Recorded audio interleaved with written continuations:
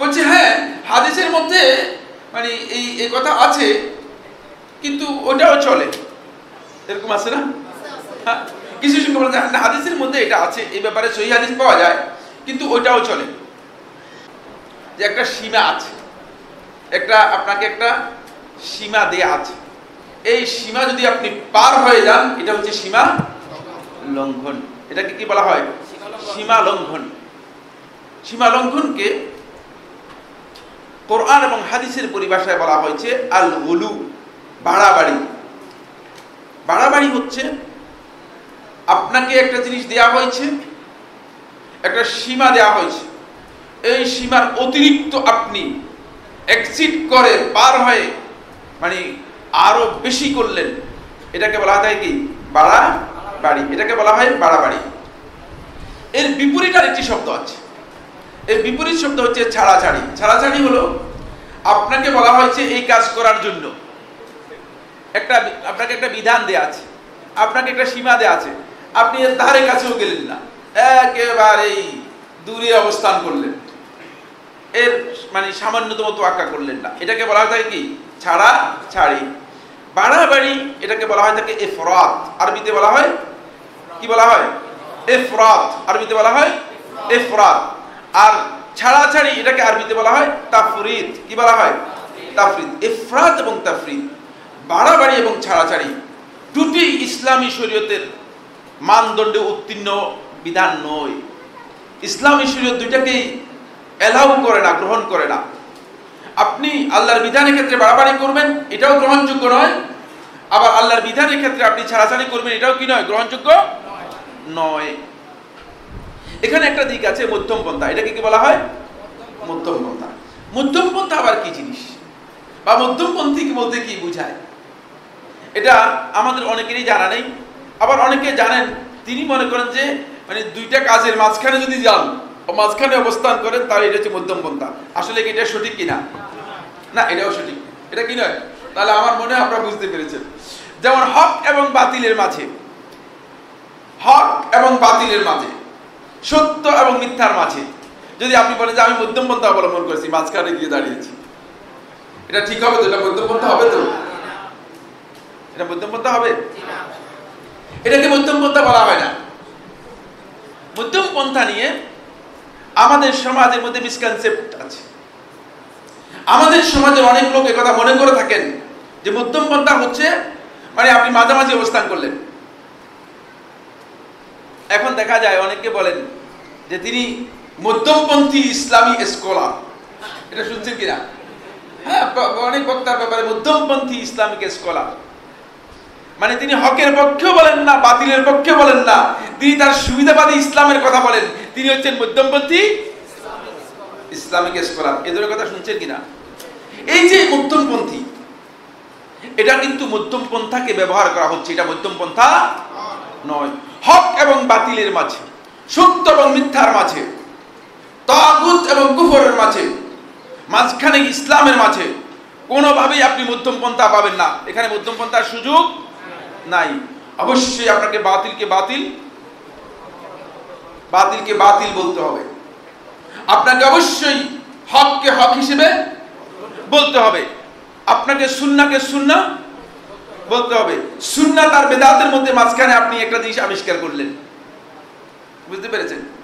কেমন মাঝখানে সুন্নাত আর বেদাতের মধ্যে আবিষ্কার করলেন? এখন আমাদের অনেক আলেমরা ফতোয়া দেন, বলছে হ্যাঁ হাদিসের মধ্যে মানে এই কথা আছে কিন্তু ওটাও চলে, এরকম আছে না? হ্যাঁ, কিছু সংখ্যক বলে হাদিসের মধ্যে এটা আছে, এই ব্যাপারে সহিহ হাদিস পাওয়া যায় কিন্তু ওটাও চলে। যেমন রফুল ইয়াদাইন, আদম রফুল ইয়াদাইন, রফুল ইয়াদাইনের ব্যাপারে হাদিস আছে, আদম রফুল ইয়াদাইনের ব্যাপারে মানে রফুল ইয়াদাইন না করার ব্যাপারে কি আছে? হাদিস আছে। রফুল ইয়াদাইনের হাদিসগুলো সহিহ সনদে বর্ণিত হয়েছে, আর রফুল ইয়াদাইনের হাদিসের সংখ্যা অনেক বেশি। এখন একজনকে প্রশ্ন করলে যে বলে ভাই রফুল ইয়াদাইন করবো নাকি রফুল ইয়াদাইন করবো না? বলে যে দুটাই চলে, হাদিসে রফুল ইয়াদাইন আছে আর রফুল ইয়াদাইন না করাও আছে। তাহলে তিনি মধ্যমপন্থী হলেন, ঠিক না? আপনার কি মনে করেন এটা কোন ধরনের মধ্যমপন্থী? ফতোয়া দেওয়ার ব্যাপারে আপনি লোকদেরকে মিসগাইড করেছেন। আমিন জোরে বলবেন না আস্তে বলবেন, দুইটাই তো হাদিসের মধ্যে আছে, ঠিক না? আছে না দুইটাই? দুই ব্যাপারে হাদিসের বর্ণনা আছে। এখন আপনাকে বলছে ঠিক আছে, আস্তেও বলতে পারেন, আর একটু জোরে বলেন। আবার আরেকজন এসে থার্ড পারসন এসে বলতেছে না, আপনি আওয়াজ এমন ভাবে করবেন জোরেও যেন বোঝা না যায়, আস্তেও যেন বোঝা না যায়। মধ্যমপন্থী, এই যে মধ্যমপন্থী এই প্রক্রিয়া, বুঝলেন? আরে এটা আসলে ইসলামের নামে ভাউতাবাজি। এটা কি ইসলামের নামে? এই মধ্যমপন্থার কোন বিধান ইসলামের মধ্যে, এই মধ্যমপন্থা ইসলাম অনুমোদন দেয় না। খুব ভালো করে, কারণ এই মধ্যমপন্থা ইসলাম অনুমোদন দেয় না। হক এবং বাতিলের মধ্যে, সুন্নাত এবং বেদাতের মধ্যে, শিরক এবং তাওহীদের মধ্যে মধ্যমপন্থা চলবে কিনা? কোন অবস্থাতেই না। ইসলাম যেই দিন নিয়ে এসেছে, সেই দিনের কিছু সওয়াব আছে, কিছু মৌলিক বিষয় আছে। যে উসুলগুলো, মৌলিক বিষয়গুলো খুব ভালো করে খেয়াল করুন। এই মৌলিক বিষয়গুলোর ব্যাপারে আমি যদি এখানে সমঝোতা করতে যাই, আমি যদি মনে করি যে এই ব্যাপারে ছাড় দিয়েও চলে, এই ব্যাপারে কোনো রকম হলেই হলো, তাহলে আমি ইসলাম আসলে অনুধাবন করতে পারিনি। ইসলামের মৌলিক যে বিষয় আছে সেই বিষয়ের গুরুত্ব আমি বুঝতে পারিনি। এখানে মধ্যমপন্থা হচ্ছে কৌশল করার নাম। এখানে মধ্যমপন্থা হচ্ছে আল্লাহ এবং তার রাসূলের সাথে ধোঁকাবাজি করার নাম। ইসলামের প্রকৃত বক্তব্য থেকে আপনি মানুষদেরকে দূরে সরিয়ে দিলেন। অবশ্যই আমি ইজতিহাদি মাসআলার ব্যাপারে আলেমদের যেখানে ইজতিহাদ হয়েছে সেখানে উদারতা দেখাবো। বুঝতে পেরেছেন?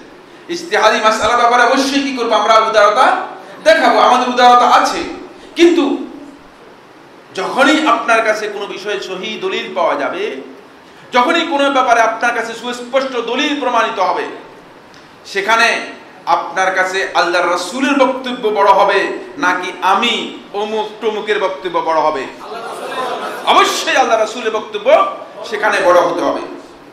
হ্যাঁ, হতে পারে যে আপনি আল্লাহর রাসূলের বক্তব্য বলার ক্ষেত্রে আপনি লাউড করলেন না, উচ্চবাচ্য করলেন না, জোরে বললেন না, সেটা সৌন্দর্য আছে। কথাটা সুন্দর করে বললেন, কিন্তু কোনোভাবেই কম্প্রোমাইজ করার সুযোগ থাকবে না। মধ্যমপন্থা বলে কম্প্রোমাইজ করার সুযোগ থাকবে না। তাহলে বোঝা গেল যে হক এবং বাতিলের মধ্যে মধ্যমপন্থা নেই। সুতরাং যে সমস্ত আলেমগণ, যে সমস্ত আলোচক বা বক্তাগণ, আমার বন্ধুগণ, তারা মধ্যমপন্থার নাম দিয়ে এই দুইয়ের মাঝে একটা কনসাইজ অথবা কাস্টমাইজ করার চেষ্টা করতেছেন, আমি তাদের সবাইকে বলবো এই ধরনের কনসাইজ ইসলাম আল্লাহ রাসূল সাল্লাল্লাহু আলাইহি ওয়াসাল্লাম এবং সাহাবায়ে কেরামগণ রেখে যাননি। সুতরাং এটা ভুল কাজ। এটা কি হচ্ছে? এক নম্বর হচ্ছে এটা ভুল কাজ হচ্ছে।